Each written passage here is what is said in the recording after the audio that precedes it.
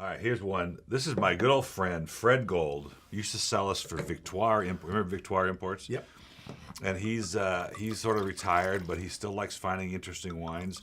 And here's it's a Spanish white as well for the month. So it's Valdepeñas district, and it's we don't get grapes like this all the time. Airen? When do we get to taste grapes like this? I kind of have to question using that name. I mean, is it Airen Race? Yeah, it's an Aryan race. I mean, yeah, we've had problems with those before. Yeah, that could be. And I hope it's not Himmler looking for the Aryan race in the Himalayas. It's Raices. Did you know that he went to the Himalayas? That's where they thought the Aryan race started.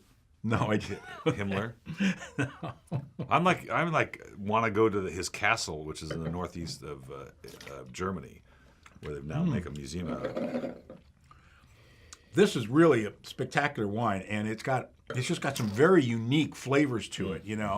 It's wonderful nose. It's it's kind of almost creamy in the nose, but there's no oak on this whatsoever. I remember when I bought this, and I kept saying, "Okay, what is this?" And I tasted the next vintage. I said, "I'm going to skip a vintage." I went to the next vintage, which is this 13, and it was just as good and fresh. And I think, okay, they're making. Sometimes the reliability of the winemaker is so important. This is the second vintage that I've tasted. There's something. I'm not getting marzipan, but I'm getting some kind of. I know what you're talking about. Nut component.